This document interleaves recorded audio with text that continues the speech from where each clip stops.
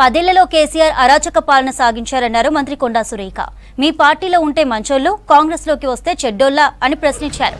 Warangal MP అభ్యర్థిగా కడియం కావ్య వేసిన nomination కార్యక్రమంలో పాల్గొన్నారు. బీజేపీ మతతత్వ పార్టీ, కాంగ్రెస్ సెక్యులర్ అని తెలిపారు. బీజేపీ సెంట్రల్లో రాదు, రేవంత్ రెడ్డి ఎక్కడికి పోడన్నారు మంత్రి కొండా సురేఖ. వాళ్ళు గతంలో అధికారంలో ఉన్నారా లేరా, గతంలో వాళ్ళు వేరే పార్టీల నుంచి నాయకులను తీసుకున్నారా లేదా, అది చెయ్యనప్పుడు వాళ్ళు మాట్లాడాలి. వాళ్ళు మా కాంగ్రెస్ లీడర్లందరినీ తీసుకొని ప్రధాన ప్రతిపక్షం అనేది లేకుండా, కనీసం అసెంబ్లీలో ఆఫీస్ అనేది లేకుండా ఖాళీ చేయించి నడి రోడ్డు మీద వదిలిపెట్టేసి, అదేవిధంగా 9 సంవత్సరాల కాలం వాళ్ళకి అధికారం ఇచ్చిన ప్రజలు కూడా ఇచ్చిన హామీలు నెరవేర్చకపోగా కనీసం 5 నెలలు కానటువంటి పార్టీలోకి ఎవరిష్టం వాళ్ళదండి. మీ దాంట్లోకి వస్తేనే వాళ్ళు మంచోళ్ళు, లేకపోతే వేరే పార్టీలోకి వస్తేనే చెడ్డోళ్ళ. అదే కడియం శ్రీహరి గారు మీ పార్టీలో ఉన్నన్ని రోజులు మంచోళ్ళే, బయటికి రాగానే చెడ్డోళ్ళు.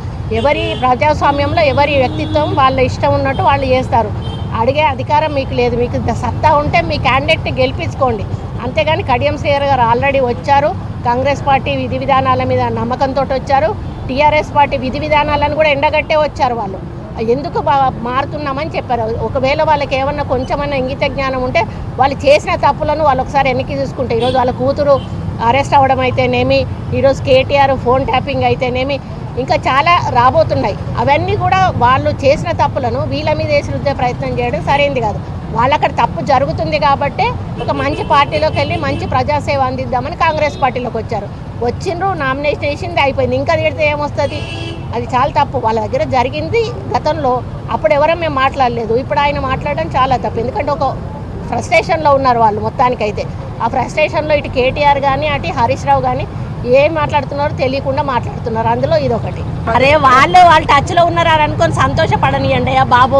అట్లనన్నా ఊహాలోకాలలో రేపు ప్రభుత్వంలో వస్తున్నామని కొద్దిసేపు ఊహించుకొనియండి, తప్పే ఉన్నది. వాళ్ళకు ఒకటేసారి పోయే వరకు కొంచెం అయోమయంలో ఉన్నట్టున్నారు. సరే ఊహించుకొనియండి, మాకేం ప్రాబ్లం లేదు. మా వాళ్ళు ఎవరితో టచ్లో లేరు. మేమందరం కూడా స్ట్రాంగ్గానే ఉన్నాం. కాంగ్రెస్ పార్టీ ఎక్కడికి పోదు. కాంగ్రెస్ పార్టీ ప్రభుత్వం నడుస్తుంది. రేవంత్ రెడ్డి గారు ముఖ్యమంత్రి అవుతారు. బీజేపీ ప్రభుత్వం అనేది సెంట్రల్లో రాదు. రేవంత్ రెడ్డి గారు అటు పోయే ప్రసక్తే లేదు.